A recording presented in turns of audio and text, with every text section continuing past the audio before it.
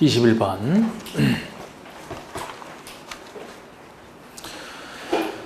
정비법상 시장으로서는 정비 예정구역 또는 정비구역이 다음의 사유에 해당되면 직접 해제를 해야 된다. 해제를 해야 되는 사유. 요청권자는 요청을 해야만 되고 해제권자는 해제를 해야만 되는 사유.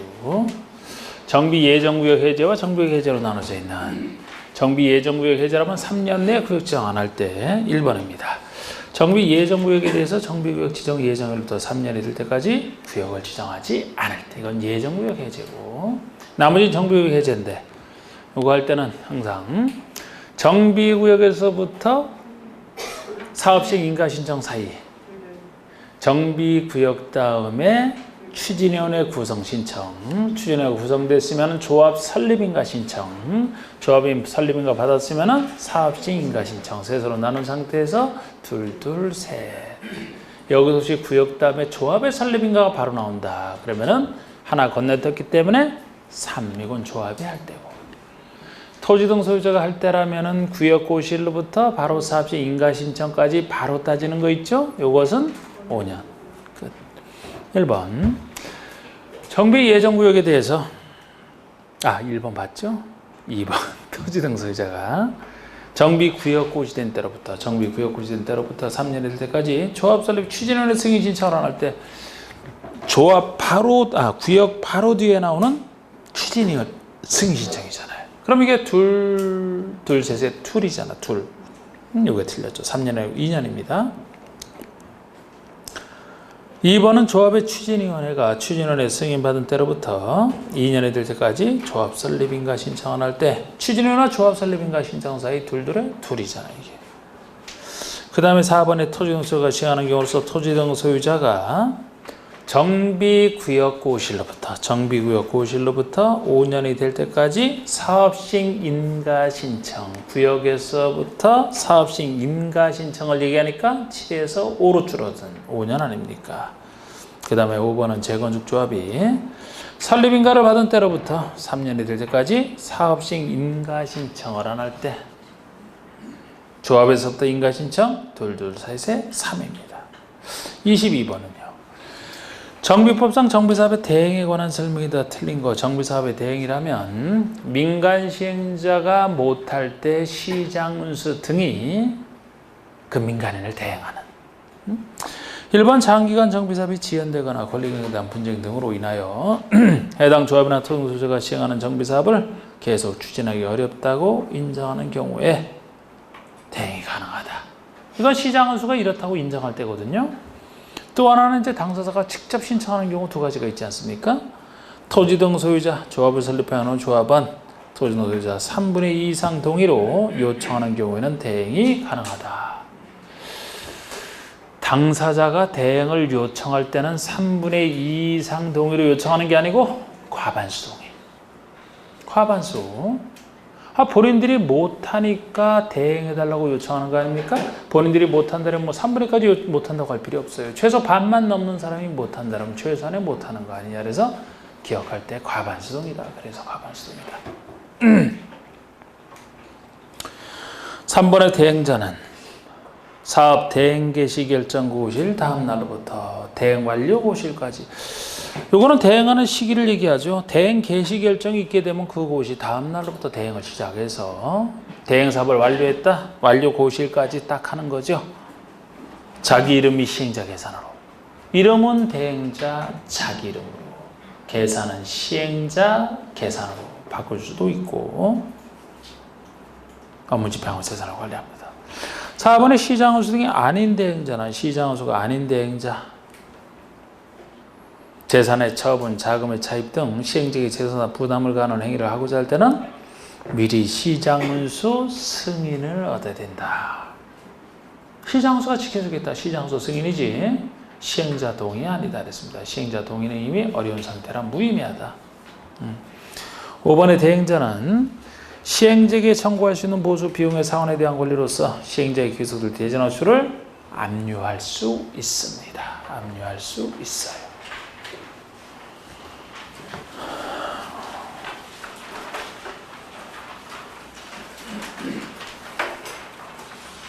23번 정비조합의 대의원에 대한 설명이 좀 옳지 않은 거. 조합원 수가 100인 이상인 조합은 대의원을 두어야 한다. 필수.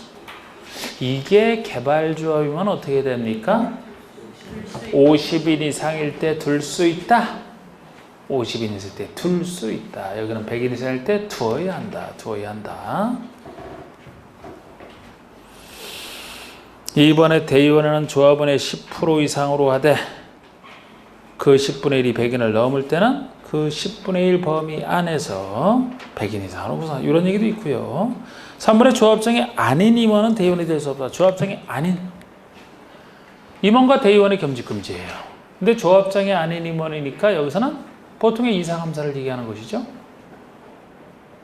보통의 이사감사는 대의원과 겸할 수 없어요. 근데 조합장이 아닌 임원이니까 조합장은 대의원과 겸할 수 있다. 대의원이 될 수 있다. 나중에 그 조합장이 대의원의 의장이 되면 4번처럼 조합장이 대의원이 되거든요. 그러면 4번에 대의원은 조합원 중에서 선출하고 당연히 조합원 중에서 선출하죠. 뭐 조합원이 아닌 사람은 대의원이 될 수도 없죠. 그리고 대의원의 의장은 조합장이 되고 이런 경우는 이 조합장을 이제 대의원으로 보는 겁니다. 그래서 아까도 아닌이 맞고 5번에 대의원은 임기 전 권위된 조합장을 보궐 선임할 수 있다. 조합장은 보궐 선임이 안 돼요. 항상 총회에서만 해야 됩니다. 아무리 보궐 선임이라도. 자, 여기에 관련된 것을 다시 한번 말씀드리면 도시개발조합에서는 임원의 선임만 대의원회가 대행할 수 없고 총회에서만 합니다. 그런데 정비법에서는 임원의 선임이나 해임도 대의원의 선임 해임도 대의원회가 대행할 수 없는 중요한 사항에 들어가죠. 이게 훨씬 넓어요. 그런데 임원 대의원의 선임 중에서도 보궐선임은 얘기가 달라집니다. 보궐선임은 권위된 자가 있어서 그 나머지 부분에 대해서 이제 일시키려고 선임하는 것이라 보통 선임과 달리 보궐선임은 간단한 걸로 봐서 대의원회가 대행할 수 있게 해놨어요. 임원의 선임의 이유는 원래 대의원회가 할 수 없지만 보궐선임은 대의원회가 가능합니다. 보궐선임이라. 근데 아무리 보궐선임이라 하더라도 조합장의 보궐선임만큼은 역시 총회에서만 해야 돼요. 대의원회가 대행할 수 없는 것에 들어갑니다. 조합장은 이제 조합을 대표하는 제일 중요한 사람이라 아무리 보궐선임이라도 가벼운 게 아니다. 대의원회가 대행할 수 없다. 조합장이라. 그래서 5번이 틀린. 24번은 정비법에 따른 소유권 이전 고시에 대한 설명 좀 옳지 않은 것을 했는데 정비법에서 소유권 이전 고시라면 소유권이 넘어가는 절차를 배우게 되고 소유권이 넘어갔을 때 동시에 기타 권리 중에서 등기된 권리와 대항력을 임차권 두 가지만 넘어간 것으로 본다. 나머지는 안 넘어간다. 이 구조 아닙니까?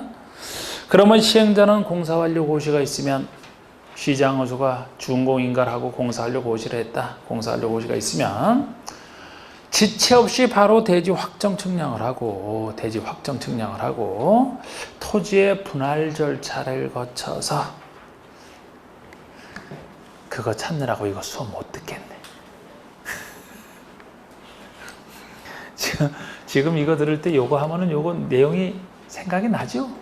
근데 뭐 이거 찾아 다 생각나는데. 네? 네? 다른 거 더 보려고요? 다른 거 더 보려고 이 해설 듣는 것을 복습의 장으로 봐야 돼. 복습의 장으로.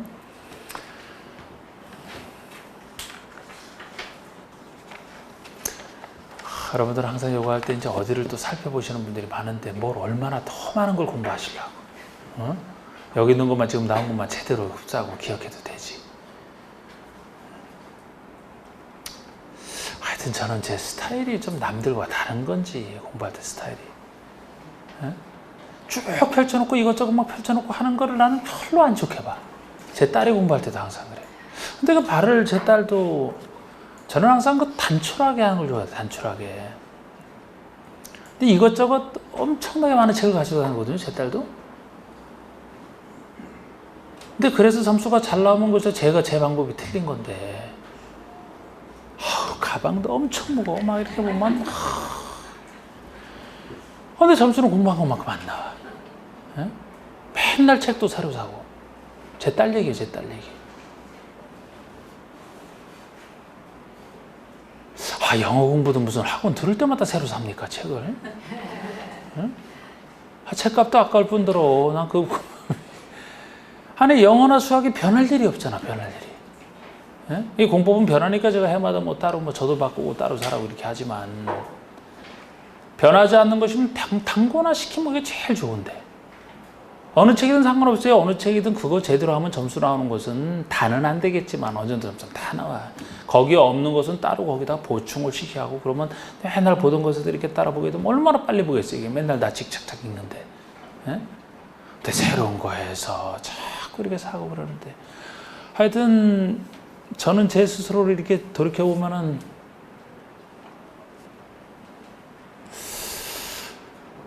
제 목표를 하려면 좀 더 열심히 해야 되지 않았을까. 예? 좀 얕게 공부한 거 아닌가. 근데 제 딸처럼 공부했다면 저는 벌써 다 됐을 것 같아. 엄청 열심히 하는데 그 효율적인 그 공부가 안 되는 것 같더라고. 공부는 엄청 열심히 하는데. 예? 근데 저는 좀 덜 한다, 옆에서 볼 땐 덜 한다 이렇게 보는 스타일인데 점수가 잘 나오는 스타일이었고. 저는 이것저것 보는 걸 아주 싫어해요. 옛날에 그 사실 할 때도 한 권이야, 그냥 한 권, 무조건. 그리고 이론서 한 권은 문제 필요 없어, 그냥 문제. 예. 어차피 문제 풀어보면 이론만 제대로 이해만 하고 기억하면 다 풀거든요. 해보니까 그렇더라고, 이게. 참 그렇게 했던 것 같은데. 하여튼 지금도 뭐 제 딸은 뭐 5시간씩 자고 막 그래요. 대학생인데. 어? 5시간씩 자. 아, 근데 성과가 나와야지, 성과가. 저는 고3 때도 저는 7시간 이상은 다 잤어요. 사당오락이 뭐예요, 사당오락이. 정신이 멍한데 무슨 뭘 집중을 합니까? 잠 푹 자고 정신 집중할 수 있는 상태에서 집중하고. 그래서 제가 항상 50분만 딱 하고 10분 딱 쉬고 하는 거예요, 그냥. 원래는 한 40분 정도밖에 유지가 안 돼요, 집중력은. 그런데 그게 좀 더 늘면은 항상 늘기 때문에 50분 정도까지는 겨우 되더라고. 근데 사람 하루 종일 계속 앉아있잖아, 그냥. 제 딸 얘기예요, 이것도 그냥. 아니, 어떻게 계속 앉아있어, 이거는? 응? 항상 4, 50분 하고 나서 10분 동안 그냥 멍하니 있으면서 몸 풀고 그래야 다시 집중이 생기지 않나요?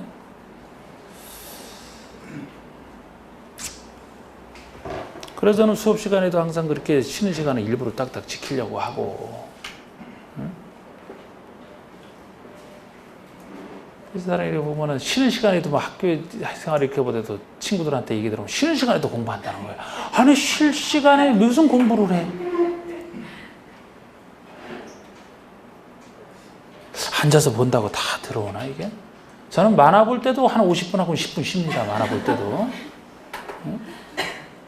그래서 저는 집중이 상당히 만화 볼 때도. 난 만화를 빨리 못 봐요. 그래서 저는 시간당 뭐 얼마 내는 데 가면 난 무조건 손해요. 그냥 번당으로 좀 내야지.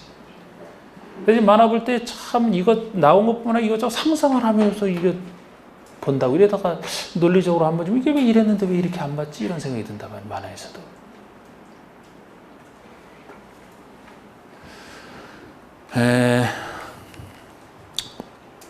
그리고 지금 이 문제는 아까 한 번 더 따로 얘기했지만 이거 105 문제에서 변형이에요, 변형. 105 문제를 그래서 정답을 떠나서 그 문제를 정확하게 알고 있다면 그걸 항상 똑같이는 안 되잖아요. 그래서 제가 정답 아닌 것도 그 지문을 잘 보라고 했잖아요. 항상 바꿔서 내니까. 바꿔서 낼 때 그걸 맞출 수 있어야 정확한 공부가 되는 거예요. 예? 그것만 제대로 알고 있다라면은 이거 그냥 쉽게 다 풀어요. 여러분들 지금 뭐 평균 나온 거니까 64점이다. 그럼 잘 나온 거예요. 잘 나온 건데 일부는 제출을 안 하신 분들이 있기 때문에 제출한 거죠. 물론 뭐 다른 학원에서도 뭐 제출을 하지만 다른 학원보다는 잘 나오는 것 같아요, 이게. 다른 학원에서 똑같은 얘기 할 것 같아요? 여기가 잘 나온다라고? 아니야. 제가 종로 가서는 맨날 잔소리해. 다른 데 잘 나오는데 여기 제일 안 나온다고. 종로가 제일 안 나와.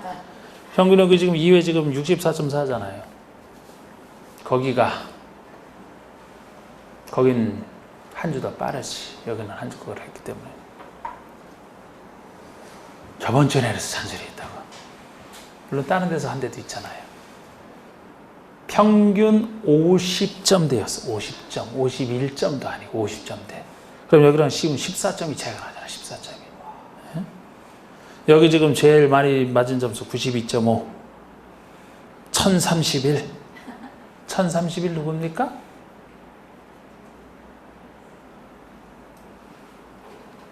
귀신이 써서 내고 가는. 거기 82.5. 최고 점수가.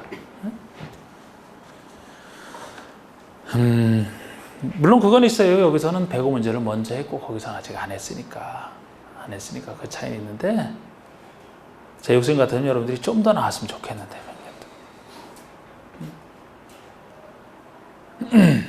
잘하고 있어라고 있는데 자 지금 뭔 얘기하다 이렇게 잔소리가 길어졌나요? 자,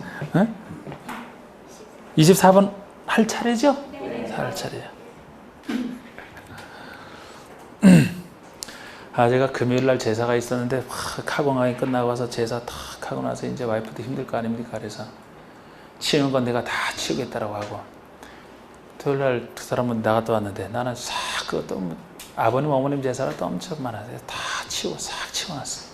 근데 딱 돌아와서 하는 얘기야. 왜 분리수거 안 했냐고. 분리수거도 했어요. 내가 음식 찌꺼기만 남겨놨지. 음식 찌꺼기만. 기분이 팍 나쁘더라고. 그래서 어제 하루 종일 화해 안 했어. 어제. 야.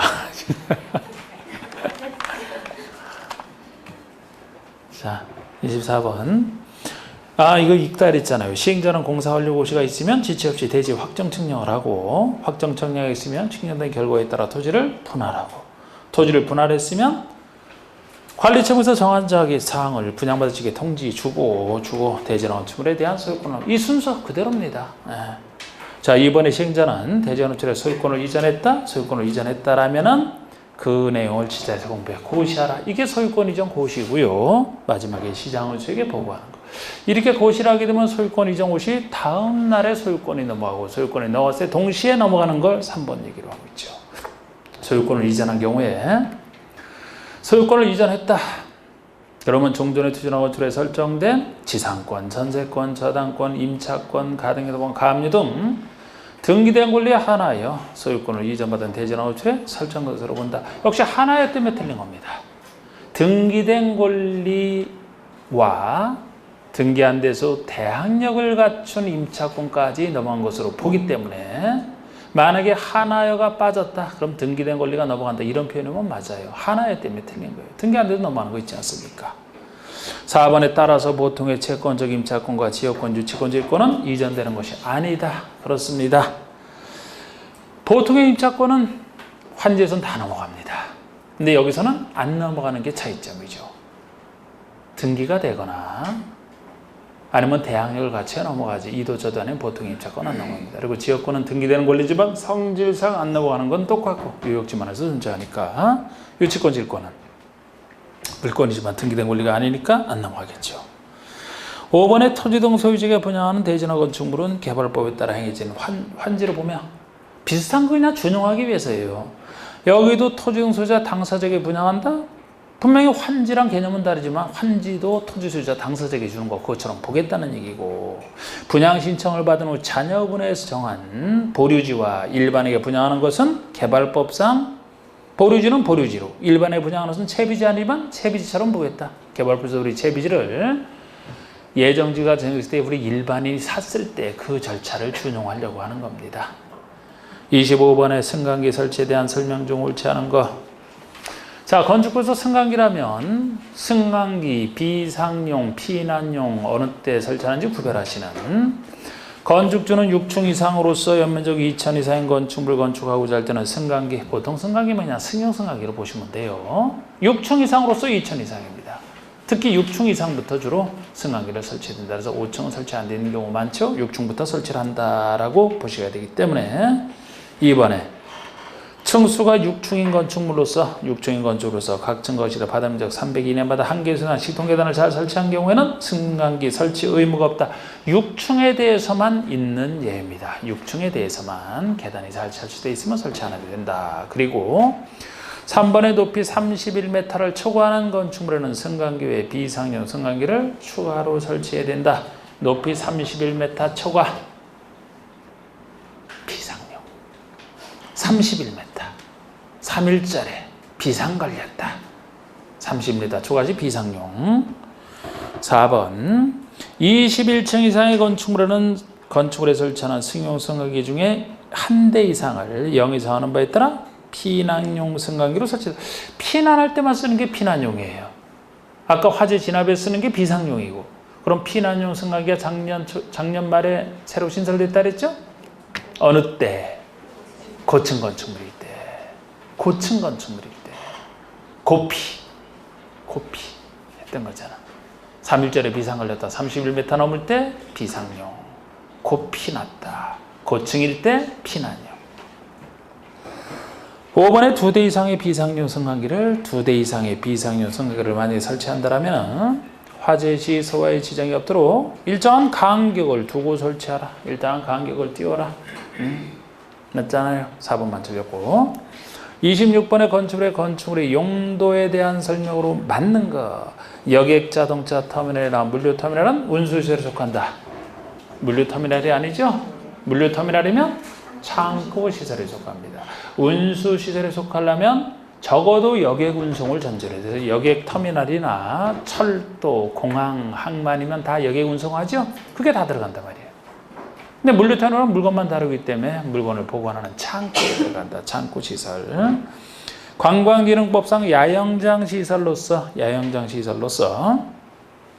관리동 화장실, 샤워실, 취재시설 그곳에 있는 건물의 바닥 면적 합계가 300 미만이 야영장 시설이고, 그 이상이다 그러면 300 이상이면은 수련 시설에 속한다. 맞습니다. 뭐 둘 다 청소년 교육과 관련돼 있지만. 3번은 동물원, 식물원은 동식물 관련시설에 속한다. 요거 아니죠? 동물원, 식물원은 동식물 키우러 가는 게 아닙니다. 보러 가는 것이지. 많은 사람 모여서 보는 문화 및 집회시설이 있잖아. 문화 및 집회시설이 동물원, 식물원이지 동식물 관련시설 아닙니다. 동식물 관련시설은 동물을 기르고 재배하고 잡는 시설까지 다 들어가 있잖아.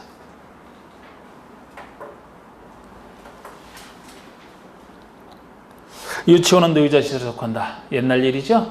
유치원은 지금은 교육연구시설. 정식 학교로서 교육연구시설에 들어갑니다. 교육연구시설에. 바닥면적 합계가 10제곱미터인 부동산 중개사무소는 이종근생에 속한다. 1종에 속해요. 여러분, 부동산 중개사무소는 면적이 얼마 미만이 1종이에요? 30 미만. 30 이상 500 미만이 2종. 요거 20제곱미터, 10제곱미터잖아요. 그러니까 30제곱미터 미만에 속하잖아. 1종이죠. 요거는 숫자까지 30 미만이 1종, 30 이상 500 미만이 2종.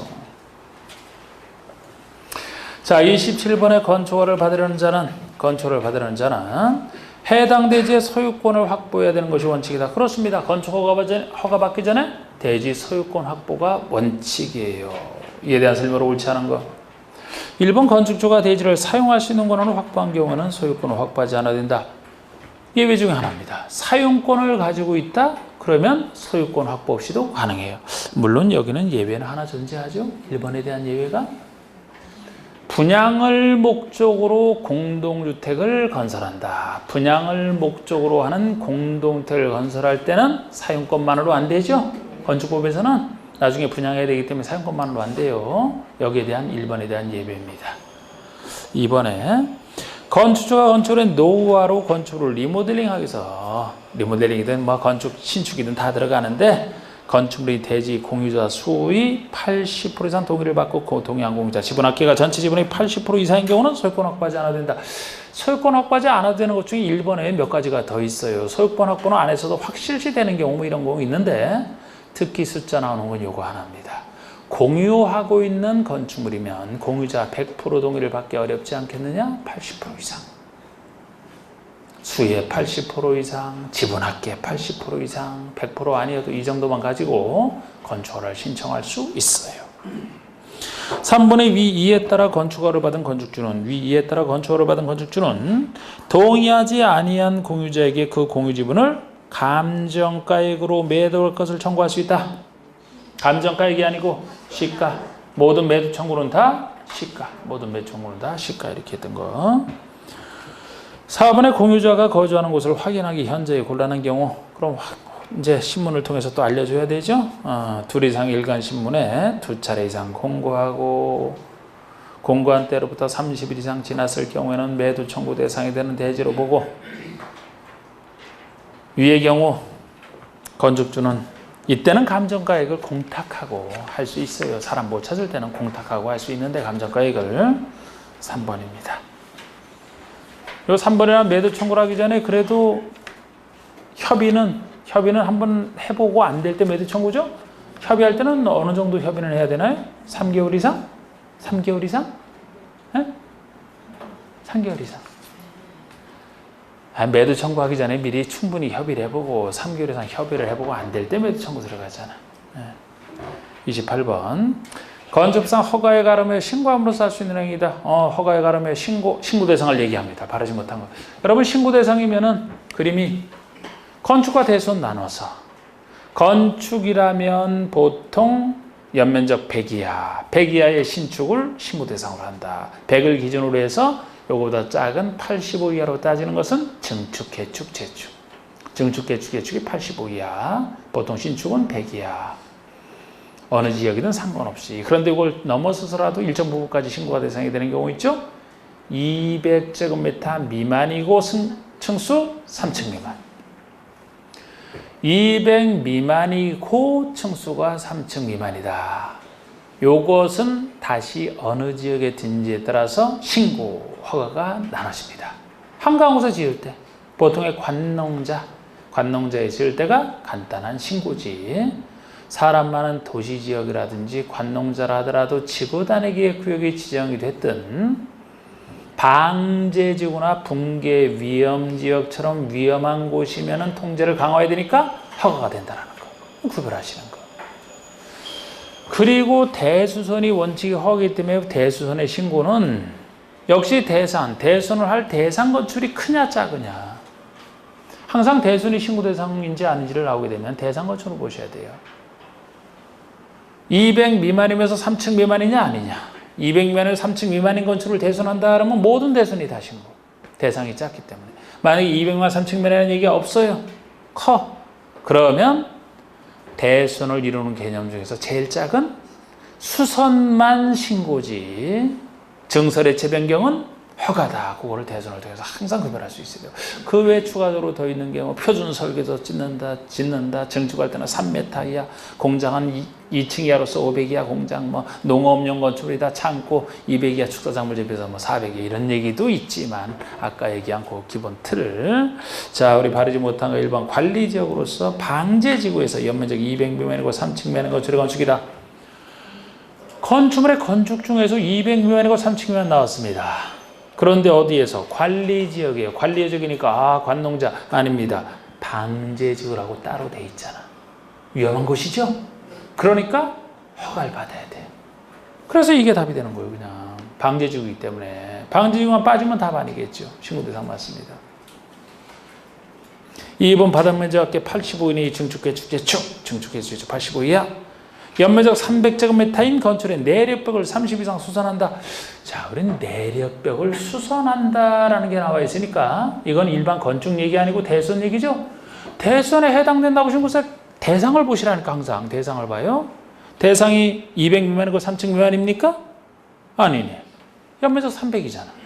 그럼 200 미만이고 3층 미만이 아니죠? 무엇만 신고라고 했어요? 수선만. 근데 수선이네? 그러니까 신고죠. 이게 만약에 증설해체 변경 중에 하나로 표현됐다면 그건 허가 대상이 되는 거예요. 예를 들어 5번처럼 연면적 200 미만이고 3층 미만을 갖춘 건축물에 대한 모든 세선이 다 신고가 되듯이 3번은 그렇지 않은 걸 전제로 하잖아요. 정확히 보시고 5번은 이제 보통의 공장, 공업지역 등에서 짓는 2층 이하로서 500 이하인 공장. 층수는 2층까지. 공장은 조금 넓어서 연면적 500 이하까지. 29번 가설건축의 건축에 대한 설명이 다 틀린가. 가설건축물 도심계획 시설 또는 도심계획 시설 예정지에 있어서 가설 이 말 들어갔을 때만 도심계획 시설에 관련된 가설건축을 이 말 들어갔을 때만 허가 대상입니다. 허가 대상이라면 3년 3층이죠. 다른 것은 이해하시면 되고 숫자 나온 건 3년 3층. 전치하는 가설건축은 다 3년이는데 층수도 3층까지 3, 4마다 했던 거 3년 3층. 3층까지 허가받아 지을 수 있다. 4층부터는 허가 못 받습니다. 3층까지 맞아요. 2번 허가 대상 가설들의 존치기간은 3년이고 기간을 연장하려면 기간 만료 14일 전까지 연장허가 신청하라. 존치기간은 3년이고 연장허가 신청은 기간 만료 14일 전까지. 3번의 신고 대상 가설의 존치기간은 2년 내고 3년이죠.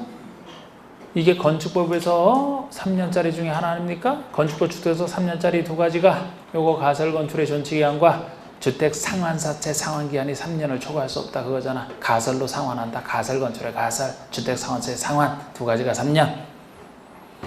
그래서 이거 틀렸고 연장하려면 7일 전 연장 신고. 연장할 때 7일 전 신고 허가는 14일 전 허가. 그건 둘이 맞게 돼 있어요. 4번에 공장에 설치하고 존치기간 연장이 가능한 가설건축물은 허가나 신고 없이 연장된다. 차등 연장.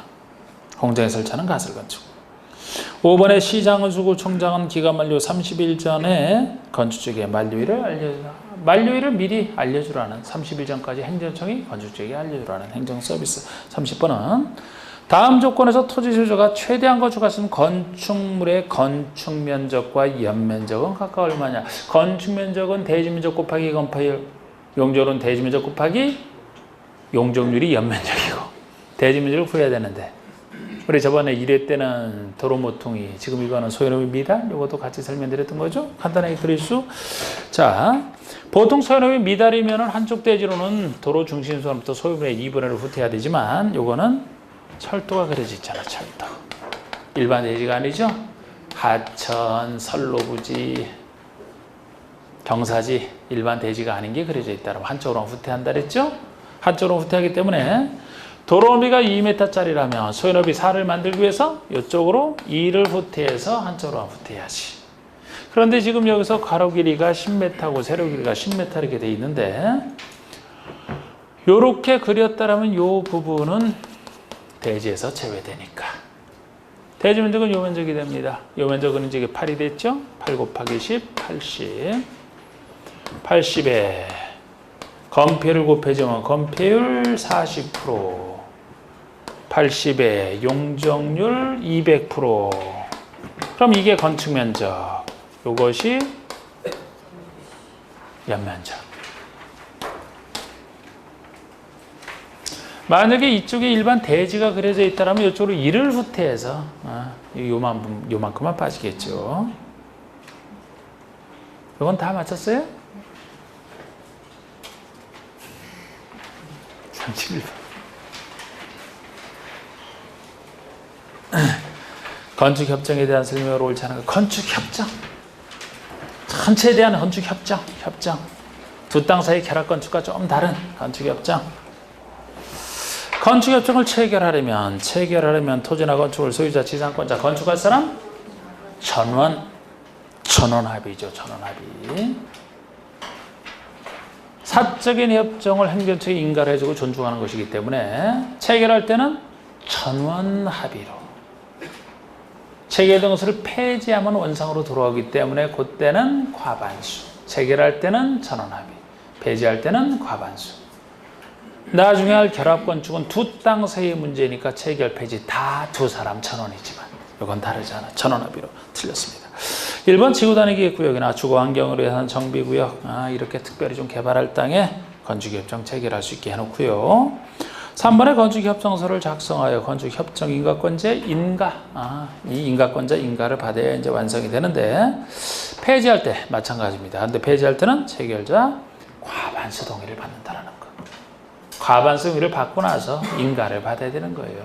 근데 이건 아까랑 달리 과반수 동의 돌아오는 건 좀 더 쉽게 과반수. 4번에 건축협정에 따른 특례를 적용하여 착공신고를 한 경우에 착공신고를 한 때로부터 20년이 경과한 후에 협정의 폐지 인가를 신청할 수 있다. 적어도 이미 착공신고를 해서 특례를 적용하여 착공신고를 했다라면 이게 폐지가 되면 다 원상복구를 시켜야 되기 때문에 너무 빨리 하면 아깝다. 최소 20년 쓰고 나서 하자. 20년. 이게 결합건축에서는 최소 몇 년이 지나야지 폐지할 수 있나요? 30년이죠. 결합건축은 이제 용적률 결합이라 이거보다 좀 더 오래 써야 된다고 봐서. 5번의 건축협정구역에서는 대지, 조경, 부설, 주차장 규정을 개별 건축물마다 적용하지 않고 협정구역의 전부를 대상으로 통합하여 적용하는 게 특징입니다. 이렇게 이제 협정구역의 전부를 대상으로 통합 적용하는 것이 6가지. 건폐율 통합을 통해서 건축할 수 있는 건축 면적을 모아서 짓는 거, 그거부터 생각을 하신다면 건폐율 통합. 모아서 짓는다면 그 건축물 내부에 설치하는 지하에 설치하는 지하층이나 개인 하수 처리 시설 통합할 수 있다. 벌써 3가지 됐죠. 그러면 전체로 대지에 들어간 게 접해야 된다. 대지에 들어간 게. 그리고 요거 아닙니까? 조경을 통합해서 마을 숲으로, 주차장을 통합해서 마을 공동 주차장으로 쓰는 거. 이렇게 해석하시잖아. 용적률은 결합건축에서 다루는 것이라 건축협정에서는 통합할 수 있는 성질이 아니다. 나머지는 아닌데 특히 용적률 아니다. 32번. 주택법상 도시형 생활주택에 대한 설명으로 옳지 않은 거 유명한 도시형 생활주택 300세대 미만 자투리 땅 활용 특이하죠. 국민주택 규모 생활입니다. 도시지역에 건설해도 도시지역에 도시형 다른 지역은 못 져요. 공통된 특징. 종류는 원룸형, 단지형, 연립, 단지형 5대가 있다. 2번에 세대별 주거 전용 면적이 60 이하인 아파트는 도시형 생활주택으로 건축할 수 있다. 아파트가 도시형 생활주택의 혜택받아 지으려면 반드시 종류 중에서는 원룸 형태로만 가능하다 그랬죠? 단지형 아파트는 없으니까 원룸 형태로만 가능한데 원룸 형태가 되려면 원룸은 너무 넓으면 안 되죠. 원룸 50이야. 그래서 60제곱미터 하면 50 이하가 아니기 때문에 도시형 생활주택만 지을 수가 없어요. 무조건 50 이하여야 됩니다. 2번에 단지형, 연립, 단지형 다세대는 일정한 경우에 주택으로서는 중수를 5층까지 지을 수 있다. 연립 다세대가 원래 4개층이 안 돼. 단지형으로 짓게 되면 1개층 더 져서 5층까지 지을 수 있다. 혜택 좋고요. 4번에 원룸형과 전용면적 80호를 초과하는 주택 한 세대를 함께 건축할 수 있다.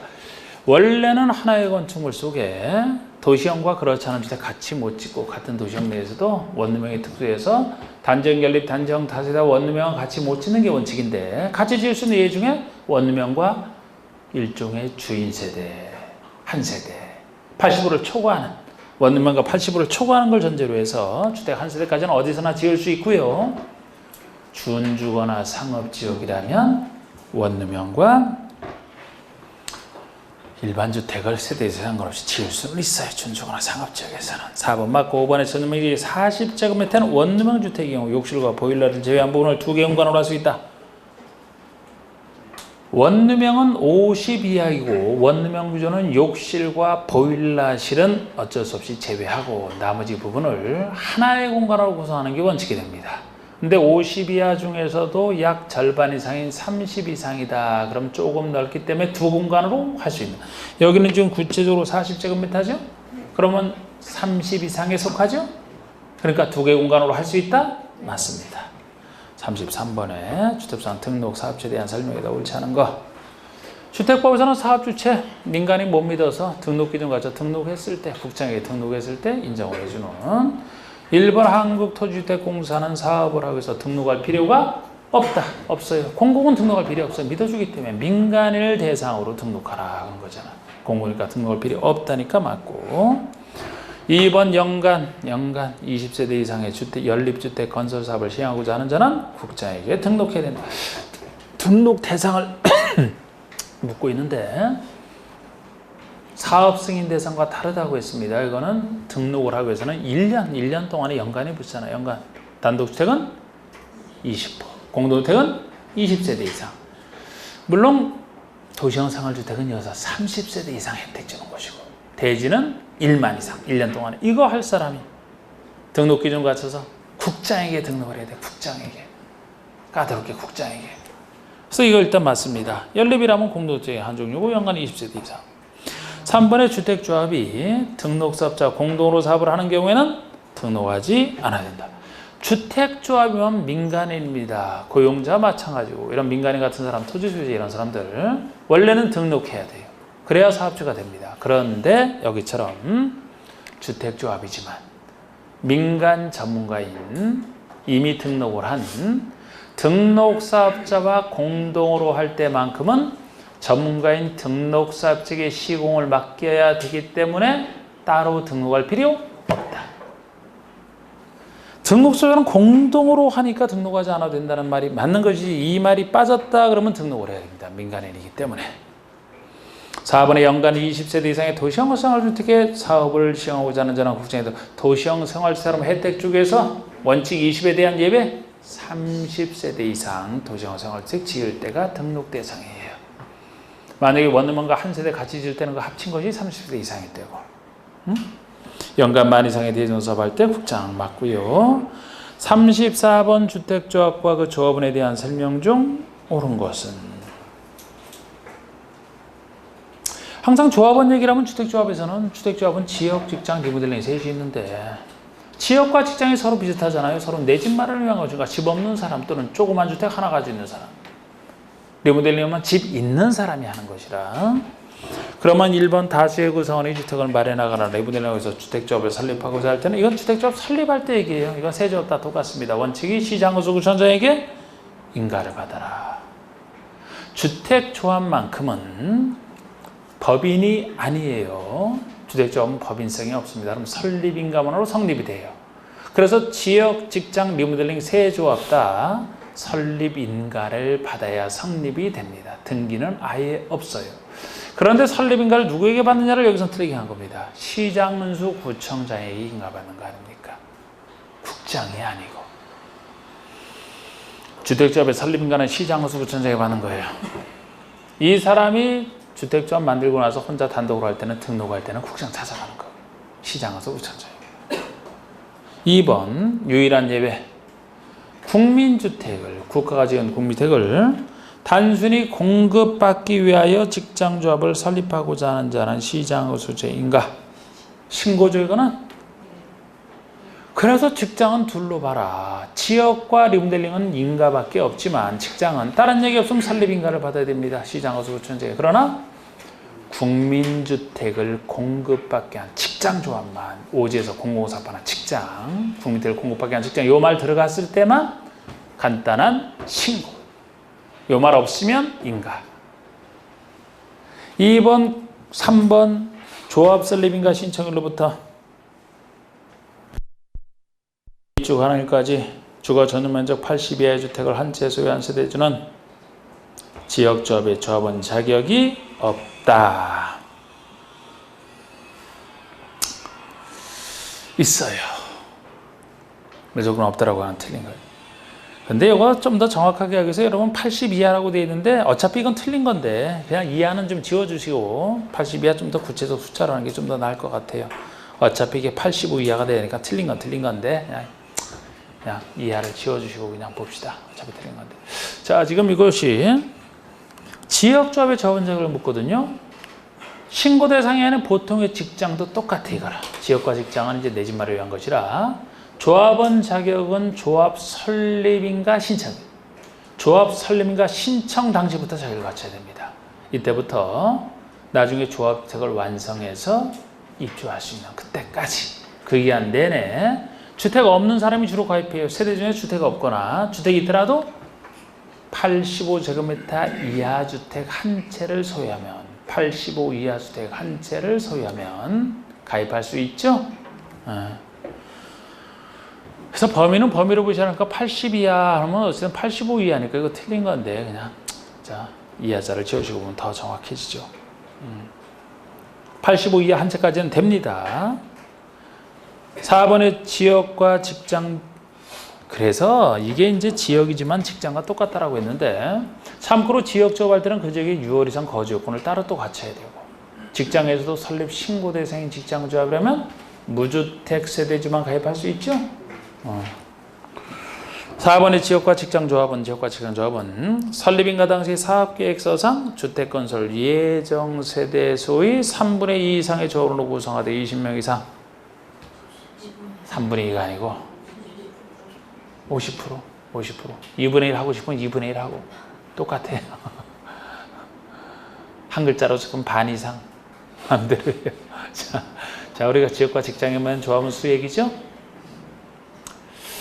이게 조합주택을 지어서 조합은 이게 우선 공급하고 나머지를 일반 공급하는데 명색이 조합주택인데 조합원에게 주는 것이 일반에 주는 것보다 적어서는 안 된다. 그래서 건설 예정 세대 최소 반 이상만 조합원이 되면은 일반에 주는 것보다 적진 않잖아요. 그래서 50% 이상이 되는 겁니다. 그 수가 너무 적어보니까 20명 이상을 동시에 갖춰야 되고 5번의 리모델링 조합의 경우는 조합원 수에 대한 제한이 없어요. 리모델링은 기존에 있는 공동택의 소유자가 공동택 리모델링에서 가입하기 때문에 수제한 필요 없습니다. 혼자 못해서 가입하는 거예요. 수제한 필요 없어. 지역과 직장에서만. 35번 주택부산 투기과열지구 지정에 대한 설명이 틀린 거. 투기과열지구 분양권 전매 제한하기 사람은 최초의 제도 투기과열지구 국장시도의사 이렇게 투기과열지구는 국장뿐만 아니고 시도에서도 지정주체가 됩니다.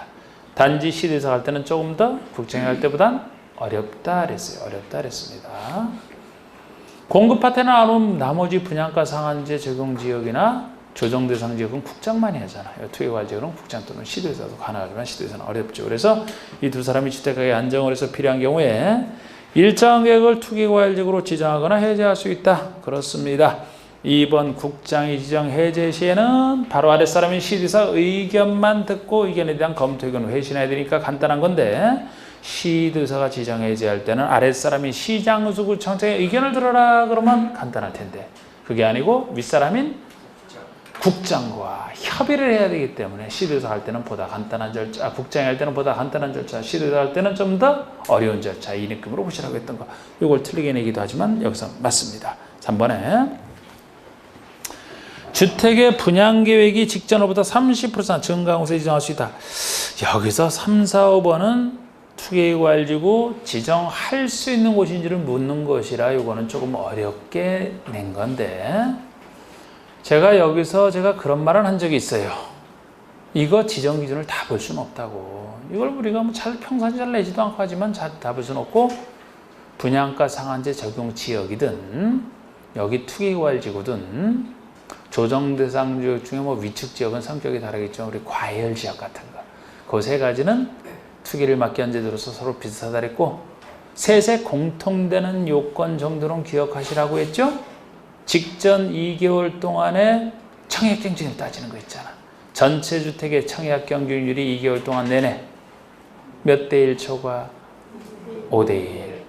전체 주택이 아니고 국민주택 규모의 청약경쟁률만 따질 때는 10대 1 초과. 그거는 공통점이라고 했고 나머지는 지금 이것처럼 상식적으로 한번 생각해요. 느낌 잡으러 낸 거예요. 여러분 주택의 분양계획이 직전보다 30% 증가했대. 자, 분양계획이 직전보다 증가했대. 그러면 분양계획이 증가된 것만큼 앞으로 공급이 늘어날 가능성이 크네요? 늘어나겠네? 수요는 얘기 안 하니까 수요는 그대로 있는 상태에서 공급이 늘어난다고 생각을 해봐요. 가격이 떨어집니까? 올라갑니까?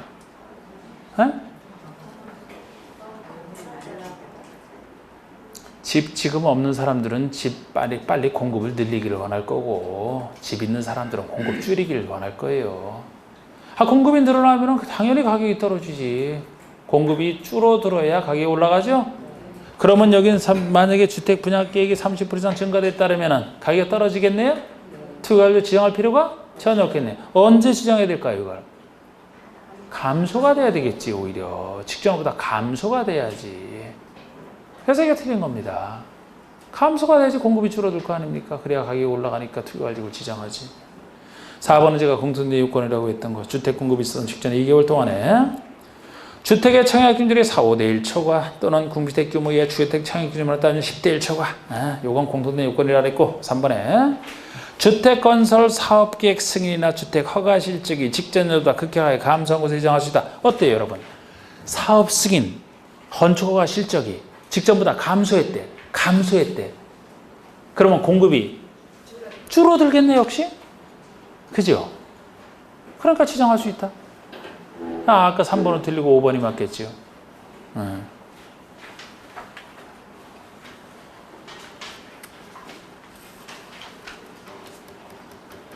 만약에 주택보급률로 얘기를 해볼까요? 자, 일어나서 그냥 가세요. 더 신경 쓰여. 더 눈금. 자, 주택보급률이 자가주택 비율 이런 것이 다른 곳보다, 다른 전체 평균보다 낮을 때 높을 때 어느 때 투기관리지구 지정할 것 같아요? 낮을 때?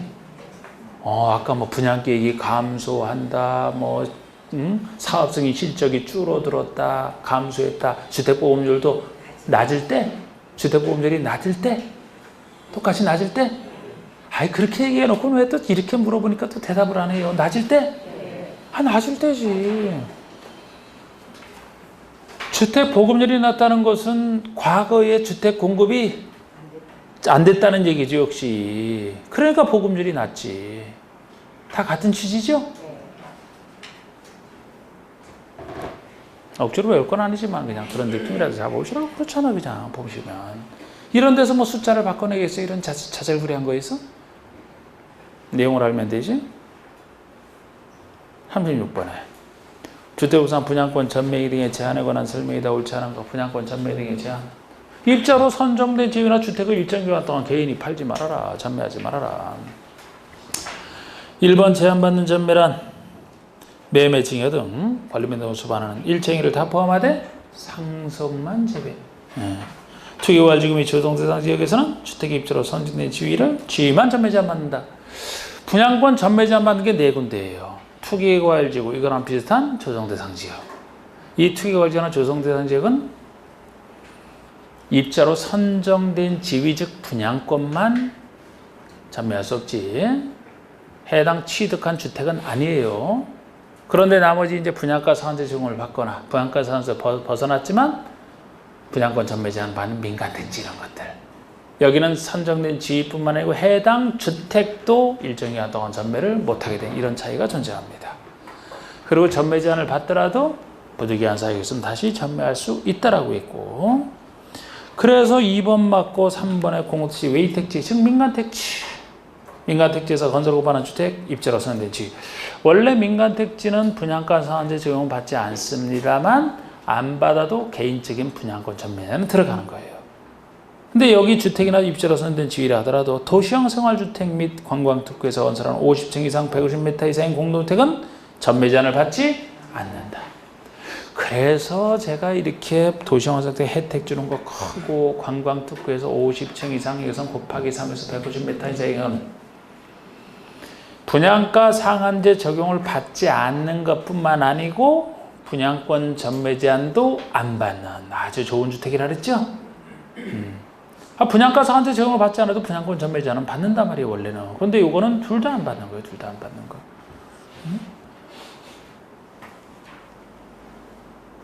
4번에 세대원 전원이 해외 이주하거나 세대원 전원이 해외 이주 2년 이상 해외에 체류하고자 하는 경우는 사업체의 동의를 얻은 경우는 전매할 수 있다. 이게 사업주체의 동의를 얻어서 부득이한 경우 전매할 수 있는 2년 이상 해외 체류. 해외 이주라면 상관없이 세대원 전원이 5번에 입자로 선정된 지위나 주택의 전부를 배우자에게 증여하는 경우 사업체의 동의를 얻은 경우는 전매할 수 있다. 자, 우리 부득이한 사유 중에서 항상 요거는 혼인 중에 배우자에게 증여할 때는 일부만 증여해야 되지 전부를 증여하는 건 안 된다 그랬죠, 그죠? 이게 특이한 거잖아. 네? 전부를 증여하게 되면 또 다른 단독 소유자가 되기 때문에 일부를 해야 부부 공유가 되기 때문에 이혼과 다르더라. 이혼한테는 전부 다 줄 수 있지만 37번에 주택법에 의한 주택 공급질서 교란행위 금지에 대한 설명 중 틀린 거. 공급서 교란행위 금지. 주택을 받을 수 있는 증서나 지위를 가지고 있는 개인이 본인이 가지고 있다 받아라. 남에게 양도, 양수, 알선, 광고하지 말아라는 거. 주택 상환세를 상속받거나 저당하는 것은 위반행위가 아니다. 이게 제일 유명합니다. 여기서 금지되는 양도, 양수 개념에서는 매매든 증여든 권리변동 우수반의 일체행위를 다 포함하되 상속, 저당은 제외라는 게 특이해요. 상속뿐만 아니고 저당도 허용이 된다는 겁니다. 금지행위 아니에요. 2번에 주택 상환세 양도, 양수를 알선으로 하는 광고를 해서는 안 된다. 알선 광고 다 금지되어 있습니다. 3번 국장이나 사업주체는 위반자에 대해서 그 주택 공급을 신청할 수 있는 지위를 무효로 하거나 이미 체결된 주택 공급계약은 취소할 수 있는 계약 체결된 지위는 무효, 체결된 공급계약은 취소할 수 있는 4번의 이주대책 대상자 확인서를 타인에게 증여할 수 있다. 증여도 안 된다니까. 이주대책 대상자 확인서면 여기 주택 받을 수 있는 지위에 속하죠, 그죠? 증여도 안 돼요. 뭐만 된다 그랬어요? 상속 저당만 된다고. 다른 거 다 안 돼. 내 거라도 마음대로 못 줘요. 악용하는 사람 때문이지 뭐. 4번에 국장은 위반자에 대해서 10년 내에 범위에서 주택의 입자 자격을 국장이 최대 10년까지 입자 자격을 제한할 수도 있고요. 뭐 그 밖에 뭐 환매할 수도 있고, 환매했는데 안 나가면 퇴거를 명할 수도 있고, 뭐 형사처벌 3년 3천만 원만 다양하겠죠. 38번. 리모델링의 안전진단. 주택부에서는 리모델링의 안전진단이 나오는데 옳지 않은 것은 1번. 대수사용 또는 증축한 리모델링을 하려는 자는 시장건설구청장에 안전진단을 요청해야만 된다. 안전진단을 요청해야만 되고 시장 등은 안전진단을 해야만 되는 경우가 있어요. 그런데 요거는 대수선형 요거 때문에 틀렸습니다. 증축형 리모델링을 하려는 자가 의무적으로 신청하게 돼 있어요.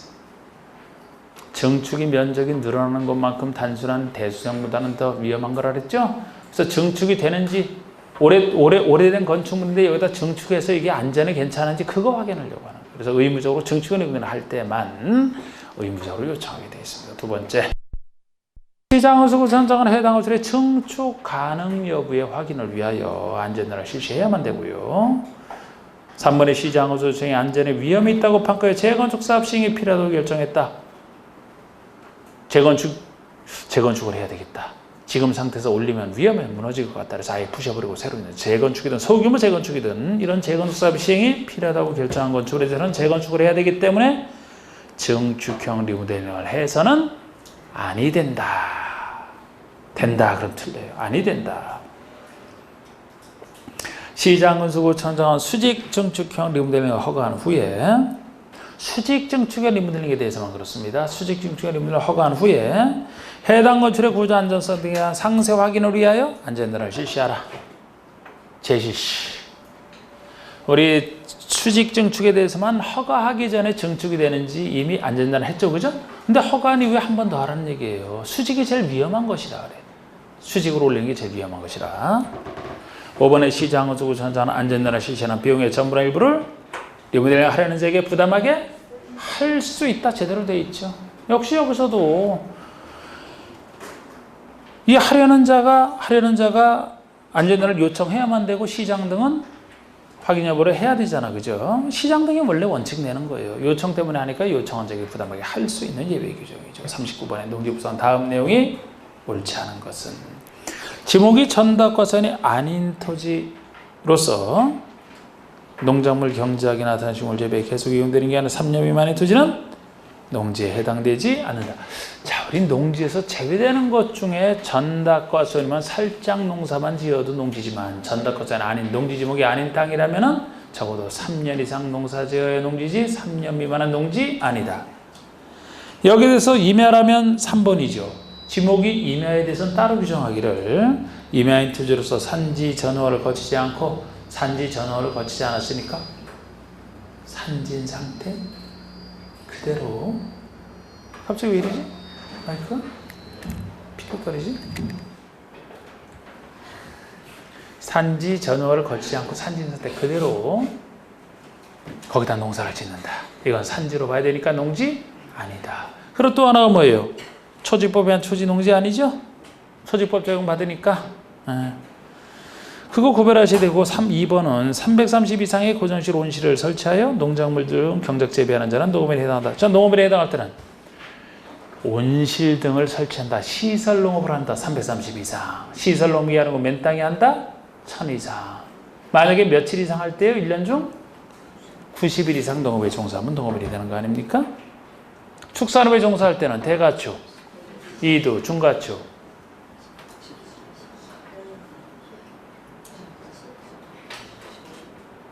에이, 왜 이렇게 또 덜 나오나 이게. 축산업에 할 때는 이제 시작하기를 2는 잘 시작해놓고 그거 빼고는 다 10이잖아. 대가축만 2두, 중가축 10두, 소가축 100두, 가금 1천수, 꿀벌 10분 이상. 1년 중 한 달에 10일꼴 120일 이상 축산업 종사할 때. 연간 판매액이 120만 원 이상, 한 달에 10만 원꼴 이렇게 했던 거.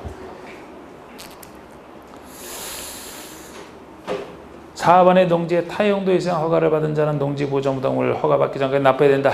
유일하게 안 내는 사람이에요. 농지보존부담을 내야 될 사람은 전용 허가, 전용 협의, 전용 신고까지 다 전용할 사람이 농지보존부담금 낸다 그랬습니다. 농지 망가뜨리는 사람이 농지보존부담금 내야 되는 거예요.